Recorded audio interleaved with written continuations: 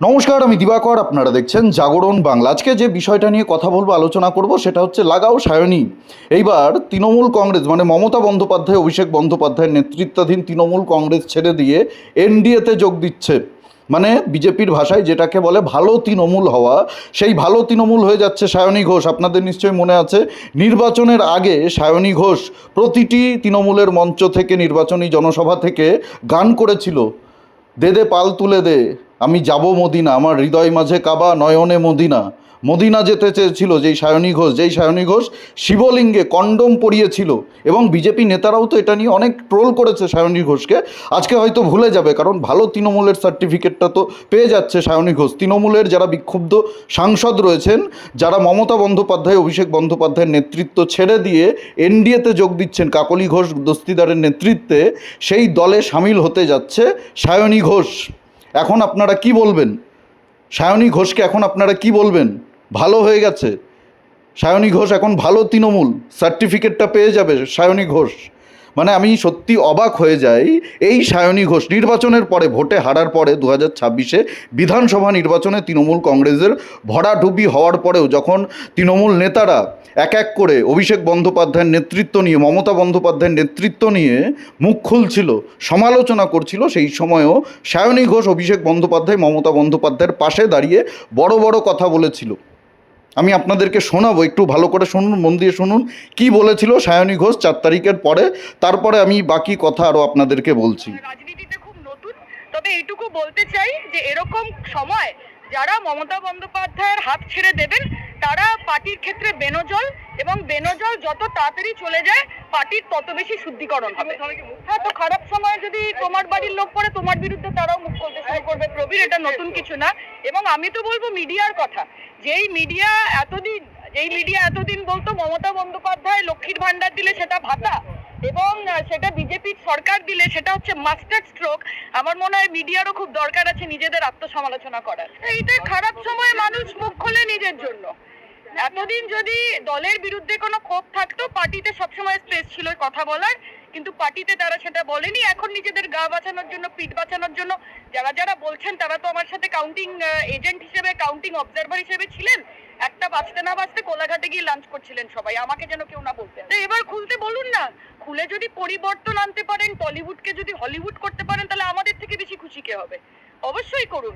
আমরা চাই যে প্রগতি হোক। আজকে গোটা রাস্তায় আমরা জানি না আপনারা অ্যাকনোলেজ করবেন কিনা, সকাল হোক, দুপুর হোক, রাত হোক, মধ্যরাত হোক, যে এরকম ভাবে একটা শুনশান কলকাতা আমরা দেখছি, এটা তো একটা বিষয়। আপনারা আমাকে বলতে হবে না। 4 তারিখের পরে, মানে ভোটে হেরে যাওয়ার পরে, তৃণমূলের ভরাডুবি হওয়ার পরে এই কথাগুলো সায়নী ঘোষ বলেছিল। আমি আজকে জানতে চাই সায়নী ঘোষের কাছে, আজকে হয়তো এই কথাগুলো বলার জন্য বিজেপি রাগ করতে পারে, কারণ এরা ভালো তৃণমূল হয়ে যাচ্ছে। এখন ভালো তৃণমূলের সমালোচনা করলে, যারা ভালো তৃণমূলের সার্টিফিকেটটা পাচ্ছে তাদের সমালোচনা করলে হয়তো বিজেপি নেতারা রাগ করতে পারে, বিজেপি রাগ করতে পারে, তাতে আমার কিছু যায় আসে না। বিজেপির টাকায় তো আমি ভিডিও করি না, আগেও করিনি, এখনও করি না। ভুলের সমালোচনা আমি করব, যেটা আমার খারাপ লাগবে সেটা সমালোচনা আমি করব। সায়নী ঘোষ 4 তারিখের পরে আপনারা শুনলেন কি বলেছিল। এরা কি মুখ দিয়ে কথা বলে না পেছন দিয়ে কথা বলে? মুখ দিয়ে যারা কথা বলে তাদের তো একটু ভেবে কথা বলা উচিত। মানে রাজনীতি করতে গিয়ে কোথায় নেমেছে এই সায়নী ঘোষকে। আপনারা হয়তো লক্ষ্য করেছেন, যারা খুব সূক্ষ্মভাবে ছোট ছোট জিনিস লক্ষ্য করেন, আমি তো করি, খুব ছোট ছোট জিনিস, সূক্ষ্ম বিষয়গুলো আমি লক্ষ্য করি। আপনাদের নিশ্চয়ই মনে আছে, একটু ভালো করে দেখবেন, পুরনো ভিডিওগুলো দেখবেন। সায়নী ঘোষের মমতা বন্দ্যোপাধ্যায়কে পুরোপুরি কপি করতে চেয়েছিল সায়নী ঘোষ, মমতা বন্দ্যোপাধ্যায় হতে চেয়েছিল এই সায়নী ঘোষ। একেবারে মমতা বন্দ্যোপাধ্যায়ের মতো হাওয়াই চটি পরতো, একেবারে একটু শাড়িটা উঁচু করে পরতো, যাতে হাওয়াই চটিটা, মানে হাঁটার সময়, মিছিলে হাঁটার সময় হাওয়াই চটিগুলো ভালো করে ক্যামেরাতে আসে, হাওয়াই চটির ছবিগুলো ভালো করে বোঝা যায় টিভিতে, সেই জন্য শাড়িটা একটু উঁচু করে পরতো। মমতা বন্দ্যোপাধ্যায়কে একেবারে পুরোপুরি কপি করতে চেয়েছিল, দ্বিতীয় মমতা বন্দ্যোপাধ্যায় হতে চেয়েছিল সেই সায়নী ঘোষ। আজকে ভালো তৃণমূল হয়ে যাচ্ছে, আজকে দেখছে সবাই একে একে ছেড়ে দিচ্ছে। প্রথমে ভেবেছিল 4 তারিখের পরে, যাই হোক, আমি তো সাংসদ রয়েছে, আমি তো বিধায়ক না, আমি তো সাংসদ, আমি তো লোকসভায় আছি, আমি তো তৃণমূল কংগ্রেসের থেকে মানে টিকিটে জয়ী হয়ে সাংসদ হয়েছি, আরও সাংসদরা রয়েছে। এই সায়নী ঘোষ বিভৎস নোংরা মেয়ে ছেলে, যে শিবলিঙ্গে কন্ডম পরাতে পারে, সে ভালো তৃণমূল হয়ে যাক আর কালকে বিজেপি হয়ে যাক, আমি সমর্থন করব না, আমি কোনোদিন তার পক্ষে কথা বলবো না, আমি কোনোদিনই মেনে নেব না। আমি আগেও সায়নী ঘোষকে নোংরা মেয়ে ছেলে বলতাম, এখনও আমি সায়নী ঘোষকে নোংরা মেয়ে ছেলে বলবো। আজকে দেখছে তৃণমূল কংগ্রেসটা একেবারে তাসের ঘরের মতো ধসে পড়ে যাচ্ছে। কালকে মমতা বন্দ্যোপাধ্যায়, অভিষেক বন্দ্যোপাধ্যায় জেলে যাবে। একের পর এক দুর্নীতি বেরিয়ে আসছে। তৃণমূল নেতাদেরকে মানুষ রাস্তায় বেরোলে ডিম ছুটছে। অভিষেক বন্দ্যোপাধ্যায় পচা ডিম খেয়েছে, মারধর খেয়েছে। তৃণমূলের নেতাদেরকে মানুষ বাড়ি থেকে বের করে পিটাচ্ছে। কিভাবে কৃষ্ণনগরে একজন প্রাক্তন মন্ত্রীর বাড়ি থেকে ত্রিপল, চাল ডাল সব উদ্ধার হয়েছে দেখেছেন তো? বিভিন্ন জায়গায় এই একই ছবি দেখতে পাচ্ছি। সব্যসাচীকে ডিম ছোড়া হয়েছে কালকে। যারা যারা গ্রেপ্তার হচ্ছে তাদেরকে ডিম ছোড়া হচ্ছে। ফলতার পুষ্পা, তার কি অবস্থা হচ্ছে, এগুলো তো সায়নী ঘোষ দেখতে পাচ্ছে। এবং সায়নী ঘোষ বুঝে গেছে যে এই তৃণমূলে থেকে কোনো লাভ নেই, এখন ওই ভালো তৃণমূল হতে হবে। এনডিএতে যোগ দিয়ে এখন ভালো তৃণমূল। এখন এতদিন যে বিজেপিকে মানে ওই বিভাজনের রাজনীতি করা দল বলতো, হিন্দু মুসলিমের দল করা রাজনৈতিক দল বলতো, বিজেপিকে গালাগালি করতো, রাত দিন নরেন্দ্র মোদী অমিত শাহকে গালাগালি করতো, সাম্প্রদায়িক দল বলতো বিজেপিকে, নিজেদের সেকুলার বলতো, ইফতার পার্টি করতো, এরা এখন ভালো তৃণমূল হয়ে যাবে। এটা এখন এনডিএতে গিয়ে ভালো তৃণমূল হয়ে যাবে। আর হয়তো আগামীতে আমরা দেখতে পারবো বিজেপিরও নেত্রী হয়ে যাবে। এরাই রাজনীতি করবে, এরাই এদিক ওদিক করে দলবদল করে সময় সুযোগ বুঝে পাল্টি মেরে ডিগবাজি খেয়ে এরাই রাজনীতি করবে, এরাই নেতা হবে, এরাই প্রায়োরিটি পাবে, এরাই গুরুত্ব পাবে। আর যারা বিজেপি দলটা করেছেন মাঠে ময়দানে লড়াই করে, তারা সব এদিক ওদিক ছড়িয়ে ছিটিয়ে আস্তে আস্তে ভ্যানিশ হয়ে যাবে। তাদেরকে কেউ মনে রাখবে না, তাদেরকে কেউ পাত্তা দেবে না, তাদের কেউ খোঁজ নেবে না। এরাই নেতাগিরি করবে, এরাই থাকবে। কিন্তু যাই হোক না কেন, আমি তো বললামই, আমি সমালোচনা করব। সায়নী ঘোষ মানে এমন বাজে মহিলা, নোংরা চরিত্রের মহিলা, যে শিবলিঙ্গে কন্ডম পরিয়েছে, যার মদিনা যাওয়ার শখ, মক্কা মদিনা যাওয়ার শখ, রাজনীতির জায়গায় রাজনীতি করার জন্য যে নিজের ধর্মকে কুলসিত করতে পারে, নিজের ধর্মকে আঘাত করতে পারে, সে কি করে হিন্দু হয়? সে কি করে আজকে গিয়ে ওই মানে যে বিজেপিকে সাম্প্রদায়িক তকমা দিয়েছিল, হিন্দু মুসলিম তকমা দিয়েছিল, সেই বিজেপির শরিক দলে মানে জোটে সামিল হবে, সেই বিজেপির যে জোট এনডিএ জোট, সেই এনডিএ জোটে সামিল হবে? মানে সামান্য কি লজ্জা নেই? সামান্য লজ্জা নেই? এরা মনে হয় মানে ক্ষমতার জন্য, রাজনীতিতে নিজের অস্তিত্ব টিকিয়ে রাখার জন্য যখন তখন যা খুশি করে ফেলতে পারে। কালকে মনে হয় কাপড় খুলেও যার তার সাথে শুয়ে পড়তে পারে।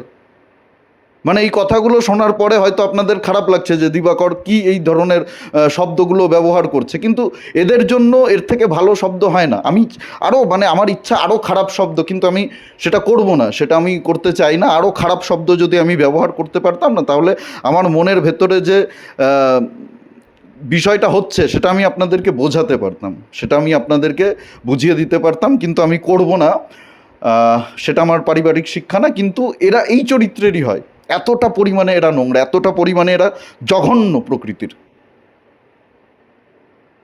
ভাবুন একবার, 4 তারিখের পরেও এই সায়নী ঘোষ কত বড় বড় কথা বলছিল, কত বড় বড় বাতেলা দিচ্ছিল। যারা অভিষেক বন্দ্যোপাধ্যায়, মমতা বন্দ্যোপাধ্যায়ের বিরুদ্ধে মুখ খুলছিল, নেতৃত্ব নিয়ে সমালোচনা করছিল, যে কিভাবে অভিষেক বন্দ্যোপাধ্যায় নিজেকে বড় হনু ভেবে নিয়েছিল। মাটিতে পা পড়তো না অভিষেক বন্দ্যোপাধ্যায়। অভিষেক বন্দ্যোপাধ্যায়ের সঙ্গে কেউ দেখা করতে পারতেন না, কথা বলতে পারতেন না। আইপ্যাকই সব করতো, আইপ্যাক যা বলতো তাই হতো। সেই অভিষেক বন্দ্যোপাধ্যায় মমতা বন্দ্যোপাধ্যায়কে ডিফেন্ড করেছে, তাদের সমর্থনে 4 তারিখের পরেও বড় বড় কথা বলেছে, বড় বড় ডায়লগ ঝেড়েছে। আজকে আবার এনডিএতে যাচ্ছে। মানে সামান্য লজ্জা নেই, সামান্য। নিষিদ্ধ পল্লীর যারা যৌনকর্মী হয় না, তাদেরও সামান্য লজ্জা থাকে। এই সায়নী ঘোষের সেই লজ্জাও নেই। আজকে এনডিএতে যোগ দিচ্ছে। আপনারা হয়তো অনেকেই খুশি হবেন যে এনডিএর একটা সংখ্যা বাড়বে লোকসভাতে, আপনারা হয়তো খুশি হচ্ছেন, ভালো কথা, সংখ্যা বাড়তে পারে।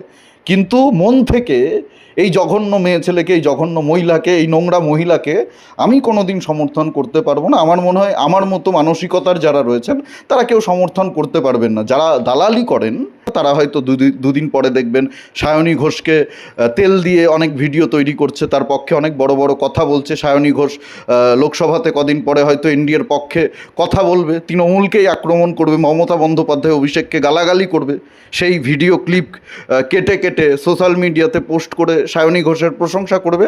কিন্তু আমি আপনাদের কথা দিচ্ছি, আমি এই কাজ কোনোদিনই করব না। হয়তো আমার এই কথাবার্তা শুনে বিজেপির অনেক নেতাই রাগ করতে পারে, তাতে আমার বয়ে যায়। বিজেপি আমার সংসার চালায় না, বিজেপির টাকাতে আমি ভিডিও করি না। অনেকেই হয়তো মনে করেন যে আমি বিজেপির দলটাকে যেহেতু সমর্থন করি, আমি বিজেপির আদর্শকে সমর্থন করি। বৃহৎ স্বার্থে, বাঙালি হিন্দুদের বৃহৎ স্বার্থে আমি বিজেপির হয়ে কথা বলেছি, প্রচার করেছি, একেবারে প্রকাশ্যে কথা বলেছি, এবং আমি সেটা স্বীকার করি। আমার একটা আইডিওলজি রয়েছে, সেই আইডিওলজির সাথে বিজেপির যে আইডিওলজি সেটা ম্যাচ করে, আমার বিচারের সঙ্গে তাদের বিচার ম্যাচ করে, সেই কারণে আমি সমর্থন করেছি। সেটা আলাদা বিষয়। তার মানে এটা না যে বিজেপি যেটা করবে, বিজেপি নেতৃত্ব যেটা বলবে সেটাই আমি বলবো, সেটাই আমি শুনবো, সেই দিকেই আমি ভেসে যাব, স্রোতে গা ভাসাবো, সেরকমটা নয়, একেবারেই নয়। তাই আমি আপনাদেরকে বলবো, আপনাদের এই বিষয়ে কি মতামত, আপনারা এই বিষয়টাকে কিভাবে দেখছেন, এই সায়নী ঘোষের ভালো তৃণমূল হওয়ার বিষয়টাকে কিভাবে দেখছেন, অবশ্যই কমেন্টে জানাবেন। আর আমার সঙ্গে যদি আপনারা সহমত হন, অবশ্যই ভিডিওটি প্রচুর পরিমাণে শেয়ার করুন, লাইক করুন। আমাদের জাগরণ বাংলা ইউটিউব চ্যানেলে নতুন হলে অবশ্যই চ্যানেলটি সাবস্ক্রাইব করে পাশে থাকুন, আর যারা সাবস্ক্রাইব করেননি এখনও সাবস্ক্রাইব করে রাখুন। ভিডিওটি ভালো লাগলে অবশ্যই, আর আমাদের প্রতিটি ভিডিওর নোটিফিকেশনও আপনাদের কাছে সবার আগে পৌঁছে যাবে। সবাই খুব ভালো থাকুন, সুস্থ থাকুন, আশেপাশের সবার খেয়াল রাখুন। জয় হিন্দ, বন্দে মাতরম, ভারত মাতা কি জয়।